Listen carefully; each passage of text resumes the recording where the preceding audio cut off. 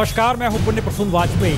देश का मिजाज क्या कहता है, और देश का मतलब इस देश में शायद सियासत हो चली है, और सियासत का मतलब चुनावी लोकतंत्र। और चुनाव के मिजाज से अगर इस देश के नज़रिए को देखना, समझना, सोचने की कोशिश भी करें तो लगता यही है कि अगर आज की तारीख में चुनाव हो जाए तो जो सत्ता में है क्या उनका ग्राफ ऊपर जाएगा या नीचे जाएगा। जो विपक्ष में बैठे हैं उनकी स्थिति कुछ इधर होगी या कुछ उधर होगी, और जो बाकी बचे हैं वो क्या सोचते हैं, उनके बारे में जनता क्या सोचती है, और उन मुद्दों के आश्रय कौन किस तरफ किसी भी रूप में सियासत देखे, लेकिन जनता का मिजाज होता क्या है। दरअसल ये एक ऐसा देश का मिजाज है और यह हम आपके सामने लेकर आ रहे हैं। और इसमें एक चीज जानकारी आपको दे दें, ये सर्वे किया गया है इंडिया टुडे सिसरो की तरफ से।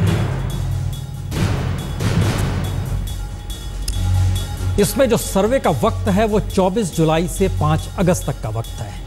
लोकसभा क्षेत्र कह सकते हैं सीट 240 घेरी गई है। पोलिंग स्टेशन इसके तहत 526 और सैंपल साइज जो है 11,820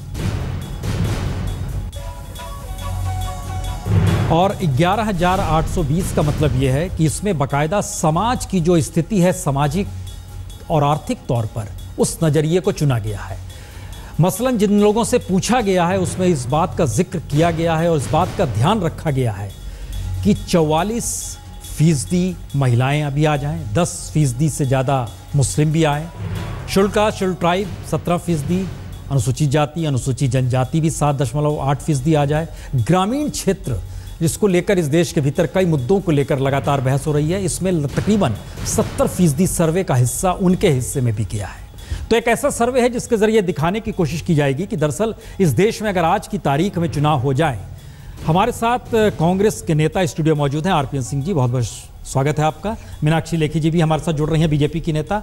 और संजय जी, संजय हमारे साथ इस समय मौजूद है। संजय, एक सवाल शुरू करने से पहले, जो हमारा सर्वे का जो सैंपल साइज है 11,820, ये आप अगर खुद सर्वे करते हैं अपने तौर पर, जब आप CSDS के करते हैं, ये सैंपल साइज फिट है नहीं है, क्या आपका नजरिया क्या कहता है? प्रसून, सर्वे की जब बात होती है तो दो चीज़ों पे बहस होती है।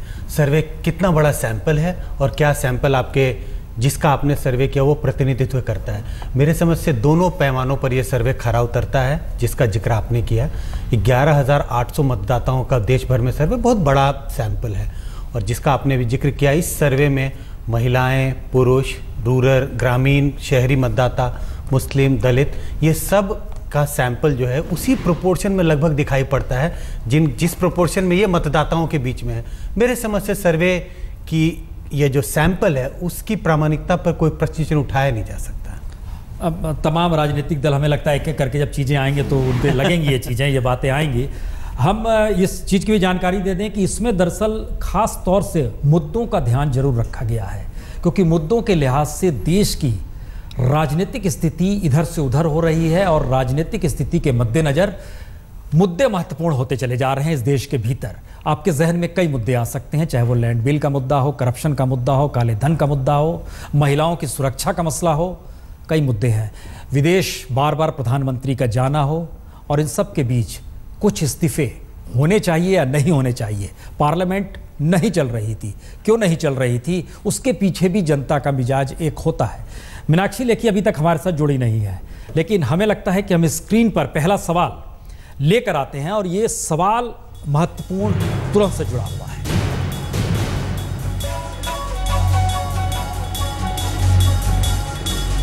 पहला सवाल है, वसुंधरा को विवाद के बाद इस्तीफा दे देना चाहिए या नहीं। 42% लोगों की राय है इस्तीफा ले लिया जाना चाहिए था, यानी उन्हें इस्तीफा देना चाहिए था। 35% लोगों की राय है नहीं, और बाकी जो हिस्सा बचेगा उसमें मानकर चलिए उन्होंने लोगों ने राय नहीं रखी। आरपीएन, क्या ये एक ताकत देती है आपके पार्टी को और आपको खुद को कि संसद नहीं चलने दी गई, वजह यह भी थी? नहीं, देखिए प्रसून जी, हम किसी का इस्तीफा अब आंकड़ों के माध्यम से नहीं लेना चाहते हैं। जो मुद्दे एक मॉरल अथॉरिटी होती है, और भारतीय जनता पार्टी ने जब विपक्ष में पूरे देश को ज्ञान देने की कोशिश की कि मॉरल अथॉरिटी क्या होती है, और हमेशा अगर आप पर कोई उंगली उठाए तो पहले इस्तीफा दीजिए, अपने को साबित करिए कि आप साफ सुथरे हैं, और तब फिर से कुर्सी संभालिए। पर जब सत्ता में भारतीय जनता पार्टी आई जो उन्होंने विपक्ष में कहा, हर मुद्दे पे मैं अब बताने लगूंगा तो आधे घंटे उसी के बारे में बताते रहूंगा, वो काला धन हो, किसान हो, पाकिस्तान की नीति हो, परंतु भ्रष्टाचार पर लेके उन्होंने कांग्रेस के किसी भी नेता पर उंगली भी उठाई जाती थी तो पहले कहते थे इस्तीफा दो, सफाई जब इनकी हो जाएगी तब इनको लाए। सिर्फ क्योंकि इनके पास लोकसभा में स्ट्रेंथ है। देखिए, एक सवाल बड़ा महत्वपूर्ण है। हमारे साथ चूंकि अभी जुड़ी नहीं है बीजेपी की नेता मीनाक्षी लेखी, जुड़ जाती है वो सवाल उस समय में वो खुद करती, लेकिन हम आपसे कह रहे हैं संयोग ऐसा है, मीनाक्षी लेखी जी भी हमारे साथ जुड़ चुकी है। लेकिन एक सवाल अब उनके पास जाने से पहले, निकाय चुनाव के परिणाम आज ही आए, चुनाव में जीत मिली है वसुंधरा राजे को। हमारा सर्वे कह रहा है कि इस्तीफा उनको देना चाहिए, पार्लियामेंट आपने चलनी नहीं दी। एक मैसेज इस देश के भीतर है कि एक ईमानदार स्थिति इस देश के भीतर आनी चाहिए, लेकिन सारी पॉलिटिकल पार्टी का ध्येय तो आखिर में चुनाव जीतना ही होता है ना। अब उसका मैं जवाब दे देता हूं। एक आपका सर्वे देता है कि इस्तीफा होना चाहिए, दूसरा अगर आप परसेंटेज ऑफ वोट्स देखें, 50% भारतीय जनता पार्टी ने विधानसभा के चुनाव में राजस्थान में पाए थे। 25% परसेंटेज ऑफ वोट की गिरावट इन इकाई चुनाव में हुई है। इसका पूरा आंकड़ा कांग्रेस पार्टी ने स्पष्ट किया है। 25% 15 महीने के अंदर परसेंटेज ऑफ वोट्स गिरे हैं निकाय चुनाव में। कितना ज्यादा परिवर्तन होता आप है। परसेंटेज ऑफ वोट पे जा रहे हैं। हम एक दूसरा सवाल भी इसमें जोड़ दे रहे हैं, क्योंकि दो मुख्यमंत्रियों का सवाल एक साथ एक के बाद पूछा गया था। दूसरा सवाल शिवराज सिंह चौहान को लेकर था, व्यापम का घोटाला और व्यापम को लेकर सीबीआई जांच, और उसी दौर में बहुत जबरदस्त इसको लेकर भी हंगामा हो रहा था। इसीलिए यह सवाल भी पूछा गया कि शिवराज को विवाद के बाद इस्तीफा दे देना चाहिए। यहां भी कमोवेश वही राय, 42% लोगों की राय हाँ दे देना चाहिए, 32% की राय नहीं देनी चाहिए। नहीं का सिलसिला शिवराज की तुलना जो है वो थोड़ा सा कम हुआ है, वसुंधरा में ज्यादा था 35%। मीनाक्षी लेखी जी, दो मुख्यमंत्रियों को लेकर दो बड़े सीधे सवाल जिसमें ज्यादातर की राय इस्तीफा देना चाहिए, ये एक मिजाज है वोटरों का, आपकी प्रतिक्रिया? देखिए, वही प्रदेश की जनता जो कि इन विषयों को बेहतर जानती है और केवल टीवी की डिबेट से प्रभावित नहीं है, उसने अपने आसपास देखकर और पूरे इतिहास को देखकर उन्होंने यहाँ पर अब भारतीय जनता पार्टी और खासतौर पे इन दोनों मुख्यमंत्रियों के नेतृत्व में बीजेपी को जिताया है, जो कि अपने आप में सबसे बड़ा परिणाम है और उसका हम सब स्वागत कर रहे हैं। और जहाँ तक व्यापम का विषय है, तो अगर आप व्यापम जैसी चीज़ें देखें तो वो शायद उस समय से उस इलाके में है, खासतौर पे मध्य प्रदेश के इतिहास में, जब भारतीय जनता पार्टी के मुख्यमंत्री वहाँ नहीं थे, बल्कि जो अभी मुख्यमंत्री हैं उन्होंने इसकी जांच पड़ताल शुरू करवाई थी और एसआईटी भी बिठाई थी। इसका आप अगर विरोधाभास देखते हैं तो कांग्रेस की तरफ से जो भी स्पोक्स पर्सन है, मैं उनको आग्रह पूर्वक बताना चाहती हूं कि लुई बर्जर जैसे मामले में आपके पूर्व मुख्यमंत्री गोवा के और आसाम के जो उस समय वित्त मंत्री थे उन और आज मुख्यमंत्री हैं, और आसाम के भी मंत्री अर्बन डेवलपमेंट, वाटर रिसोर्स, उन सबको लेकर विदेश में वो केस, वो अरे आसाम भी उसी से जुड़ा हुआ है साहब। बस नहीं, मैंने अखबार भी पढ़ा और आपने जमानत से भी उनको गोवा और गुजरात का बता देते लेखी जी, आज जो अखबार में छपा है, गोवा और गुजरात में जो आपके मंत्री पकड़े गए हैं, गुजरात में जो मंत्री पकड़े गए हैं, मैं आपके मुख्यमंत्रियों की बात कर रही हूँ और मैं लुई बर्जर की बात कर रही हूँ, और एक इस देश की परंपरा है कि आप अगर इन सब मामलों को उठाना चाहते हैं, किस तरीके से उठाएंगे, क्या तरीका होगा, लेकिन आपका मकसद ना तो करप्शन था, ना करप्शन के विरोध था, बल्कि जो लोग, जो नेता अपने अपने प्रदेशों में प्रभावशील है उनको बदनाम करना था, और साथ ही जीएसटी जैसे बिल्स को पारित नहीं करना था, जो कि आपने कहीं ना कहीं अर्थव्यवस्था को नुकसान पहुंचाने की कोशिश की। मीनाक्षी जी, हम इस पे आ रहे हैं। देखिए, दो चीज निकल रही है इसमें, जो आपने भी जिक्र किया और हम सर्वे भी देख रहे हैं, लेकिन हमको लगता है कि दो मुख्यमंत्रियों के अलावे एक तीसरा विवाद एक और था, और वो उस विवाद का मसला था सुषमा स्वराज से जुड़ा हुआ। और सुषमा स्वराज को लेकर भी ये बात लगातार आई थी कि क्या इस्तीफा सुषमा को देना चाहिए या नहीं देना चाहिए। हम इसकी कोशिश करते हैं कि देश के मिजाज के पीछे हमने खास तौर से एक व्यवस्था की है, उस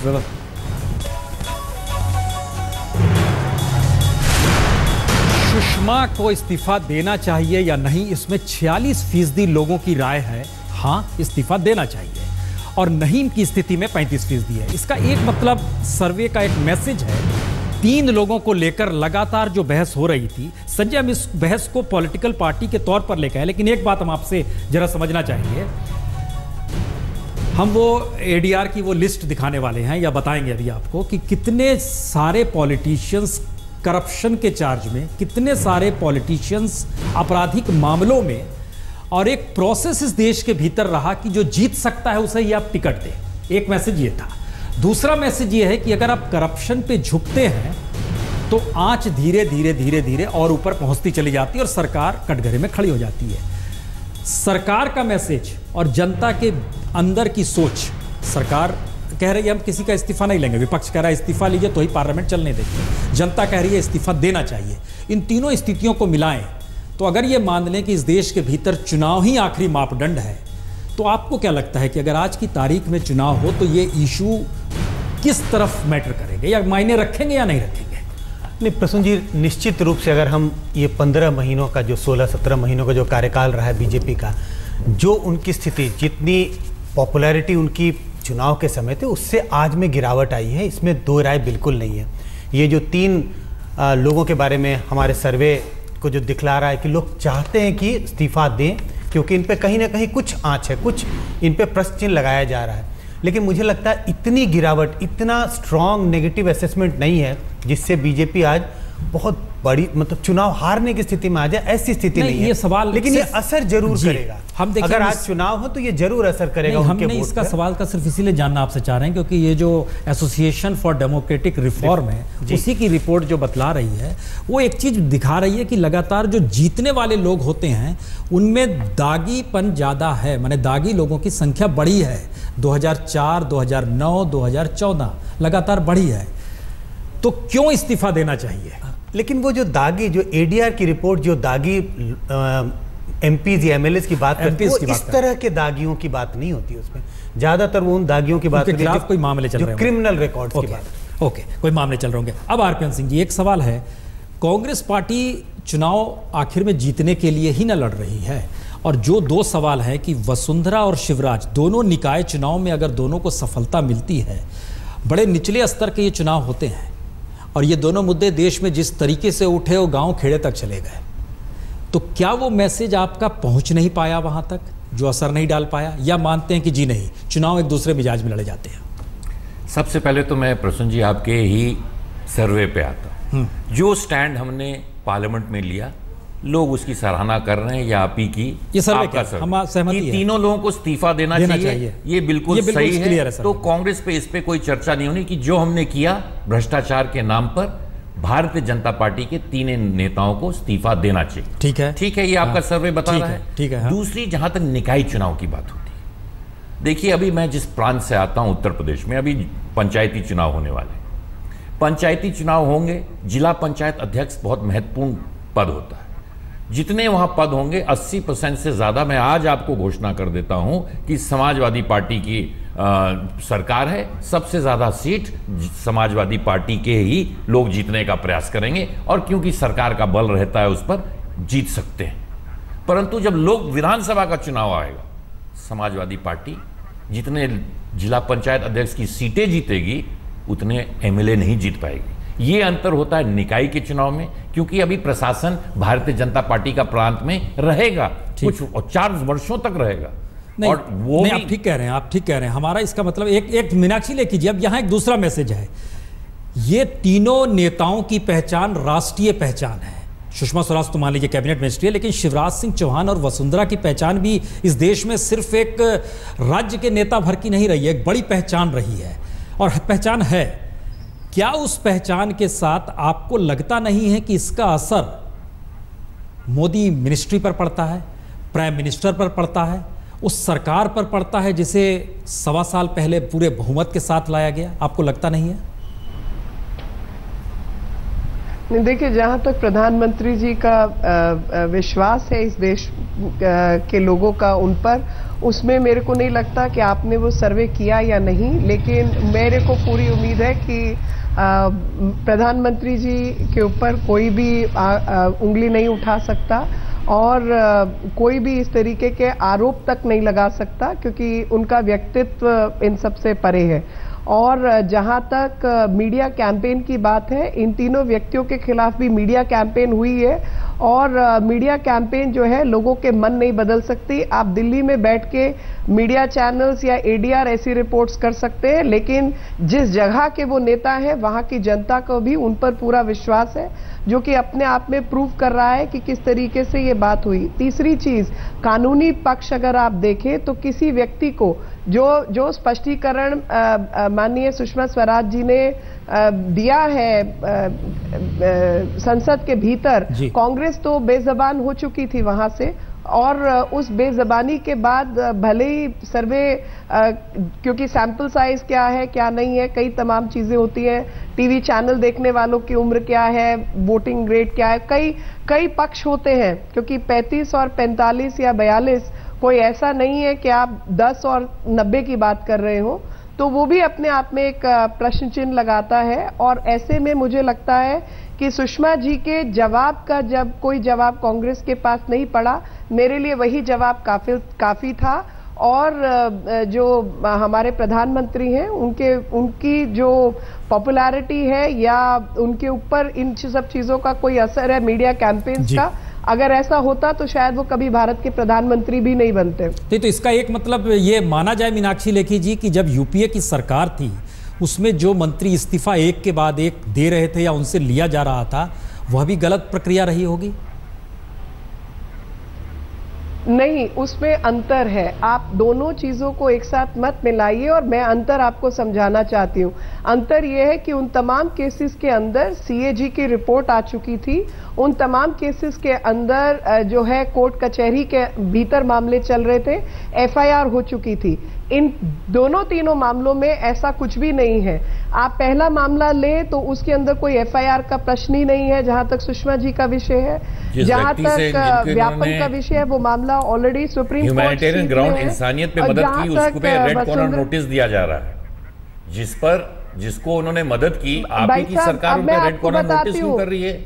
इंसानियत की कहां बात गई? आरपीएन सिंह जी, मैं आपको इंसानियत की बात बताती हूँ, मैं आपको बताती हूँ।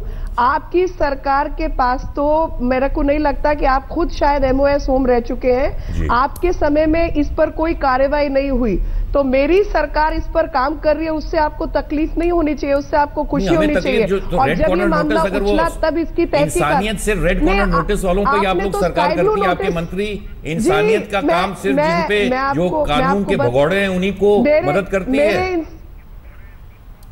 लेखी जी, अच्छा, मैं आपको जवाब देना चाहती हूँ कि आपकी तरफ से प्रेमचंद जी खड़े हुए थे संसद में और उन्होंने भी मदद मांगी थी ऐसे ही एक व्यक्ति को जिसको उम्र कैद की सजा ओमान में हो चुकी है, और वो मदद एक विदेश मंत्री होने के नाते उस तक भी पहुंचाई गई। वो विषय अलग है कि वहां की सरकार ने उसको मंजूरी नहीं दी। इस केस के अंदर उन्होंने मदद उस भगौड़े की, पहली बात तो आपके कहने से वो भगौड़ा नहीं, क्योंकि आपने कोई कार्रवाई नहीं की।